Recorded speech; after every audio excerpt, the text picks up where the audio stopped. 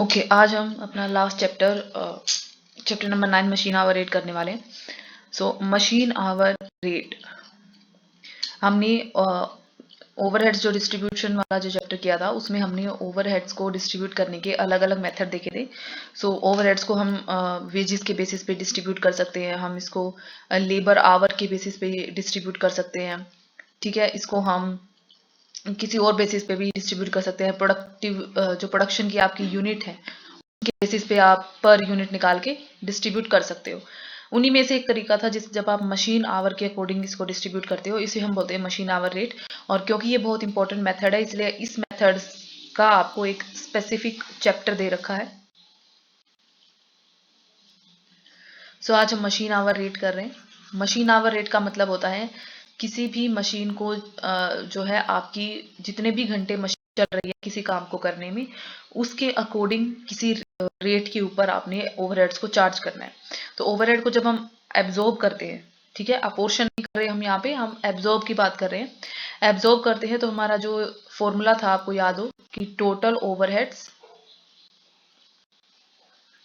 Divided by total of base. कोई भी जो भी आप बेस लेते हो, चाहे वेजेस ले रहे हो, चाहे लेबर आवर ले रहे हो, चाहे प्रोडक्शन की यूनिट ले रहे हो, चाहे कुछ भी ले रहे हो, तो यहाँ होता है total overhead divided by total of base.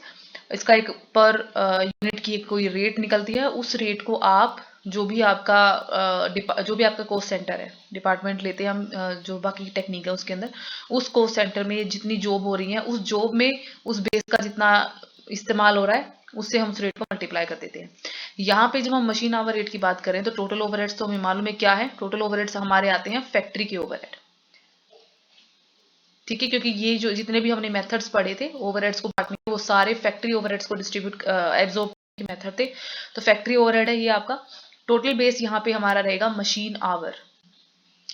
एक मशीन, मशीन याद रखना, एक मशीन, ना दो ना तीन ना चार, एक मशीन कितने घंटे काम करती है वो टोटल। ठीक है, मशीन आवर्स टोटल।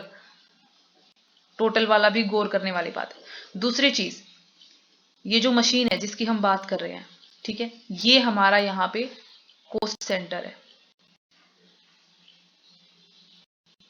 इस मशीन में, ये मशीन अगर किसी एक दो जॉब्स को करने में लगी हुई है, इस मशीन पे दो जॉब हो रही है, ठीक है, तो हर जॉब पे इस मशीन की हमने मशीन आवर लिया है बेसिस।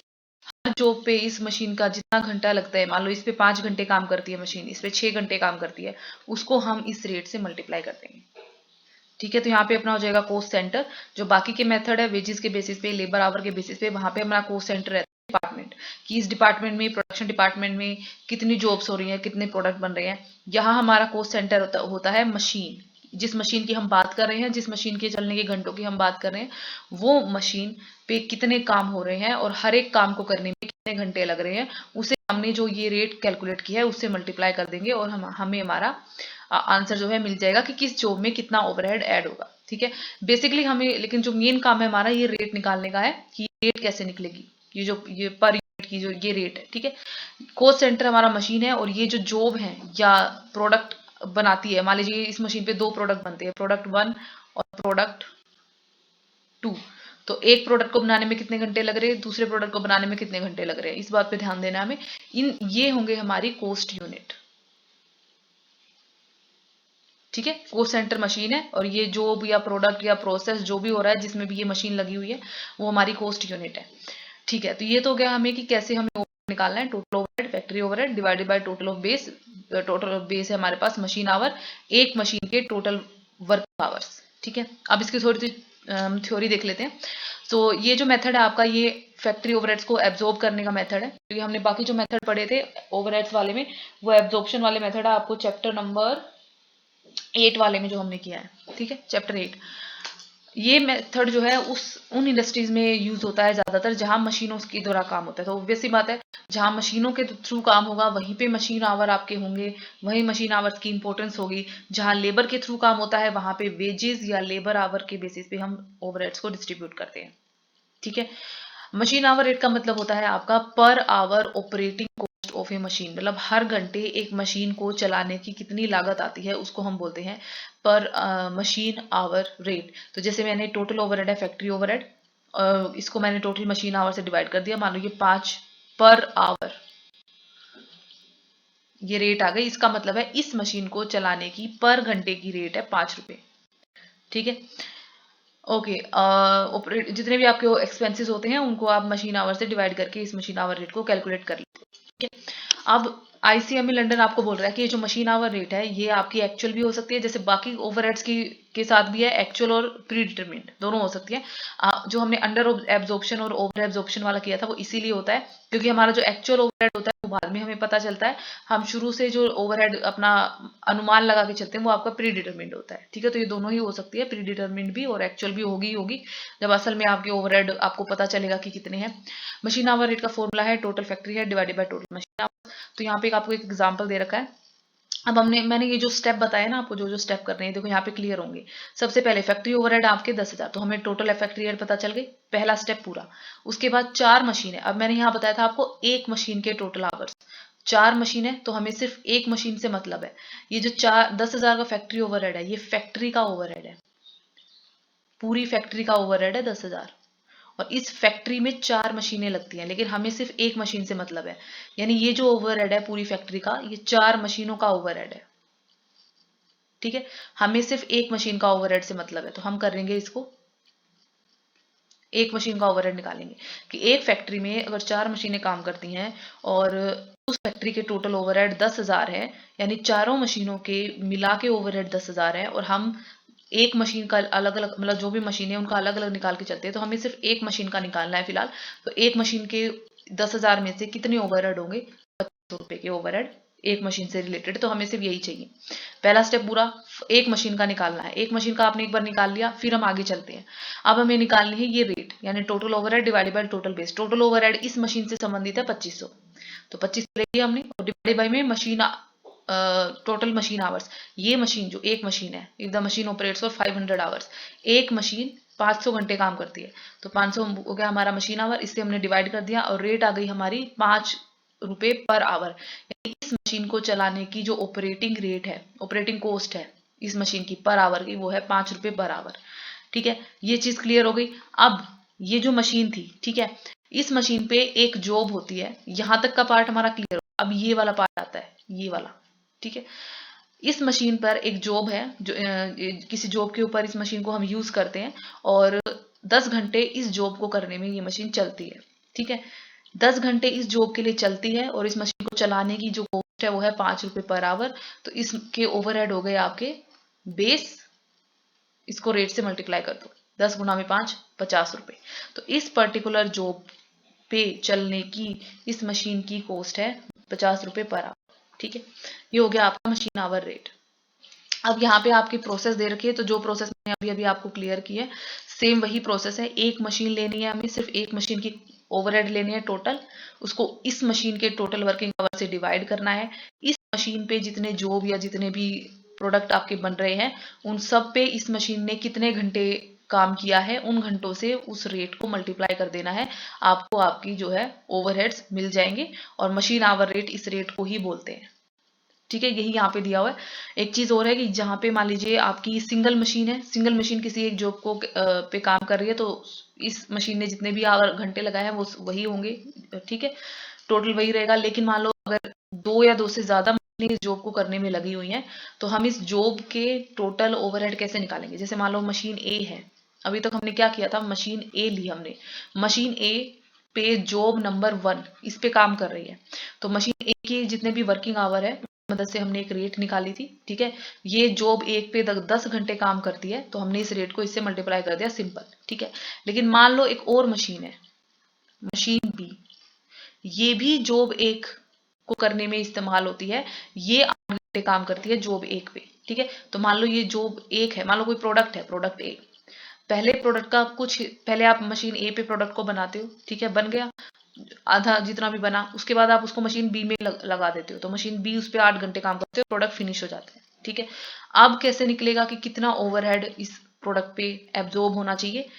इस मशीन का इस मशीन आवर के हिसाब से हमने रेट निकाल ली, मान लो 10 रुपए पर आवर, इस मशीन की रेट आ गई मान लो 5 रुपए पर आवर चलाने की रेट। रेट वैसे ही निकलेगी जैसे निकलती है हमारी। ठीक है, अब हम क्या करेंगे, इस मशीन ने इस प्रोडक्ट पे 8 घंटे काम किया, तो इस मशीन को चलाने की ओवरहेड हो गए गुणा में 5, 40। इस मशीन ने इसी प्रोडक्ट पे, सेम प्रोडक्ट पे 10 घंटे काम किया और इसकी रेट है 10 पर आवर, तो इसके हो गए 100 रुपए। ठीक है, टोटल ओवरहेड इस प्रोडक्ट के, जो ये प्रोडक्ट एब्जॉर्ब करेगा, वो है 100 प्लस 40, 140। इस तरीके से आपका काम होगा। ठीक है, ओके। यहाँ पे जैसे आपको दे रखा है एस्टिमेटेड आवर जो भी होंगे आपके, क्योंकि शुरू में हम एस्टिमेट ही लेके चलते हैं, अनुमान लेके चलते हैं। एक्चुअल तो हमें बाद में पता चलता है, जब हमारा सारा काम हो जाता है फिर पता चलता है कि एक्चुअल खर्चा कितना है। तो ये वही कह रहा है कि आप एस्टिमेटेड आवर जो भी है उनको एक्चुअल आवर से बाद में कंपेयर करो, और वही अंडर स्टेटेड या अंडर एब्जॉर्ब या ओवर एब्जॉर्ब जो भी आपके ओवरहेड्स हैं उनको आप आपस में एडजस्ट करो। ओके, आप इसके अंदर वेजेस भी ऐड कर सकते हो। ठीक है, तो ये आपकी कंपोजिट मशीन आवर रेट आ जाएगी।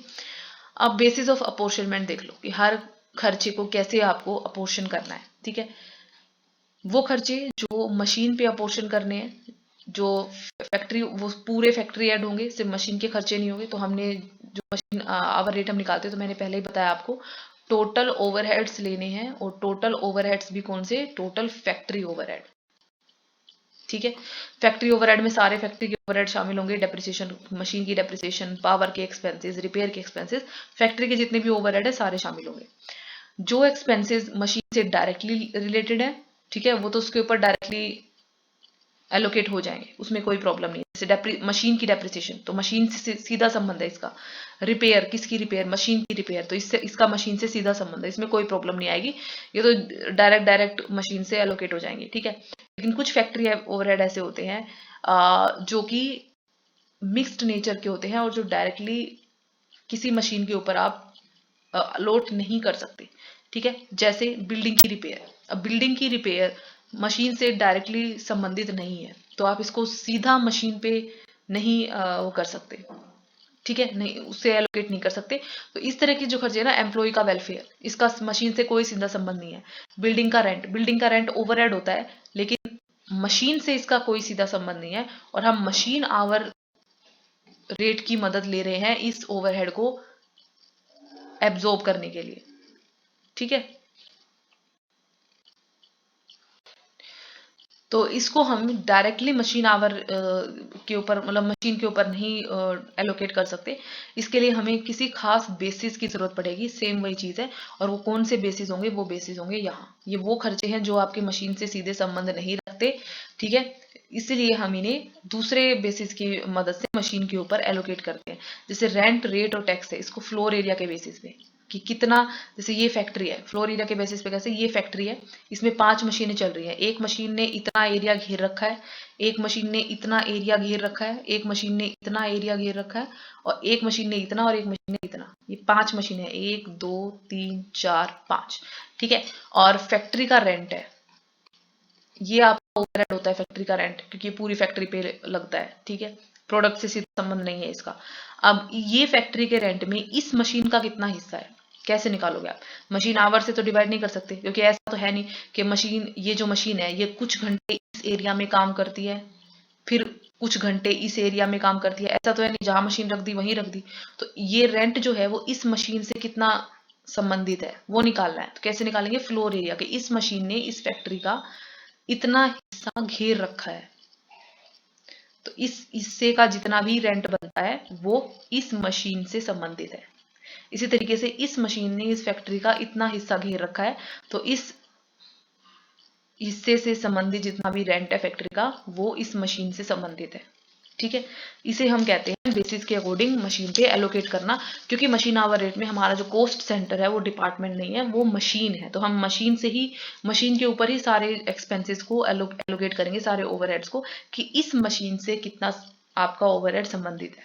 ठीक है, उसके बाद जैसे डेप्रिसिएशन है, डेप्रिसिएशन आपकी प्लांट के ऊपर डेप्रिसिएशन है। अगर मान लीजिए पूरा प्लांट है आपका, तो प्लांट पे डेप्रिसिएशन है जिसमें कई सारी मशीन हो सकती है, तो फिर उसकी एक्चुअल डेप्रिसिएशन जो होगी वो आप लगाओगे। लाइटनिंग हो गई, लाइटनिंग का मतलब है बिजली, जो लाइट, ट्यूबलाइट, बल्ब वगैरह जलते हैं, तो कितने, या दो पार्ट से आप इसको कर सकते हो, दो तरीके से, या तो नंबर ऑफ बल्ब्स, कि इस मशीन के पास इस एरिया में कितने बल्ब लगे हुए हैं, 6 बल्ब लगे हुए हैं, तो इन 6 बल्बों का जो खर्चा है ठीक है, बिल है, वो इस मशीन से संबंधित है। जहां ये मशीन लगी हुई है वहां बल्ब 4 लगे हुए हैं, तो इन चारों बल्बों से जो बिजली का खर्चा आता है वो इस मशीन से संबंधित है। ये है, या तो ऐसे कर लो या फिर वोटेज कर लो, वेटेज, ठीक है। हीटिंग फ्लोर एरिया, कि जिस फ्लोर एरिया में ये मशीन रखी हुई है उसमें कितनी हीटिंग का खर्चा आ रहा है, वो चीज।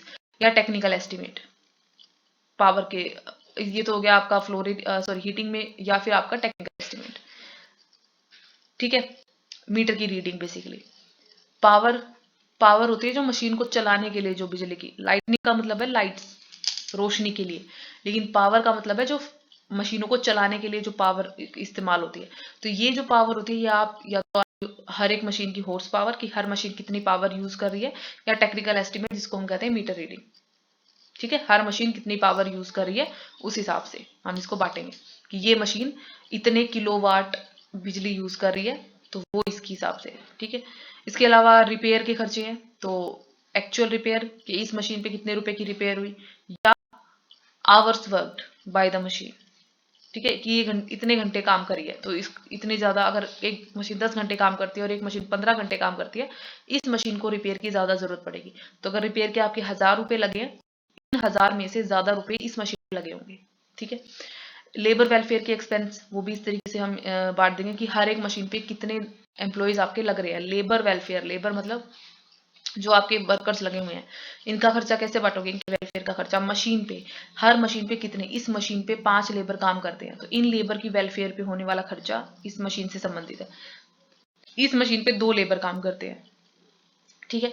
इंश्योरेंस का खर्चा, मशीन की वैल्यू, इंश्योरेंस वैल्यू के ऊपर लगता है, ठीक है, तो मशीन की वैल्यू पे।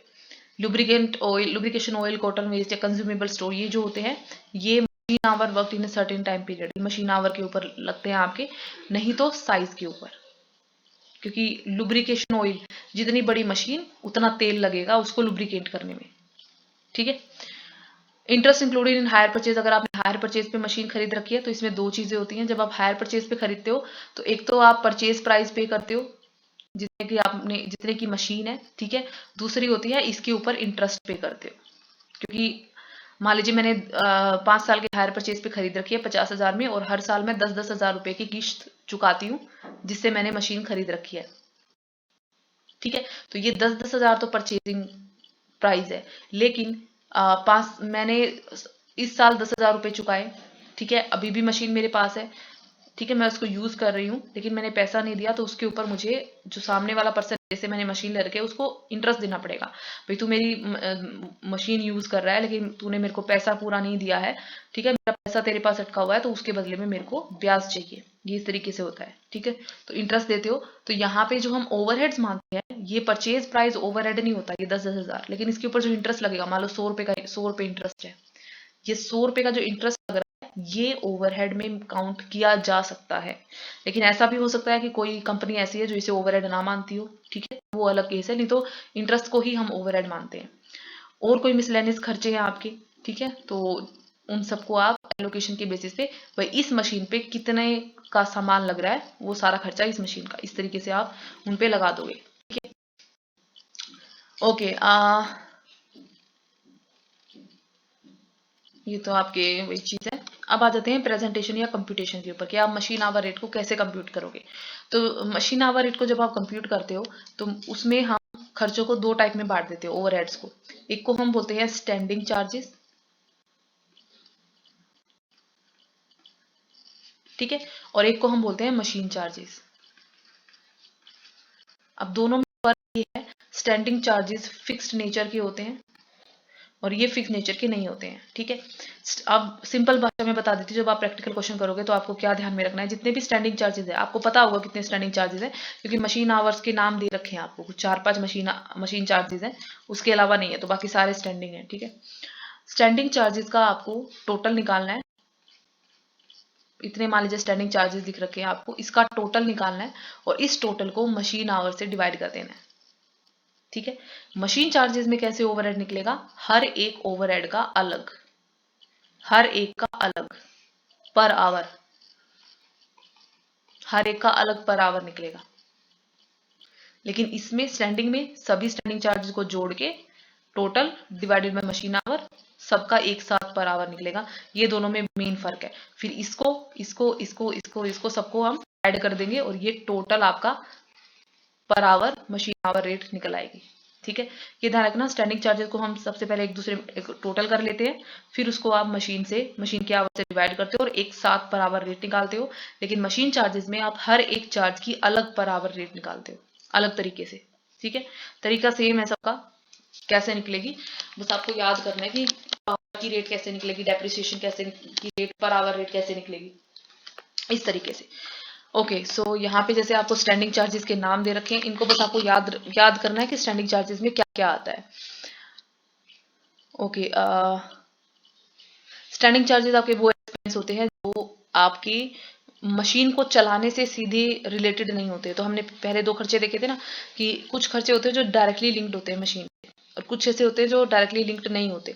तो ये वो खर्चे जो डायरेक्टली लिंक्ड नहीं है, आप इनके नाम देखो, रेंट ऑफ द फैक्ट्री, ये एरिया के बेसिस पे बढ़ते हैं, floor area, rate and taxes, insurance premium of machine, salary manager की, general lighting, cotton, general lighting मतलब पूरी फैक्ट्री की लाइटिंग, मशीन से रिलेटेड नहीं है ये, lubricant oil, consumable store, sundry supplies, operators wages, इस तरह की चीजें।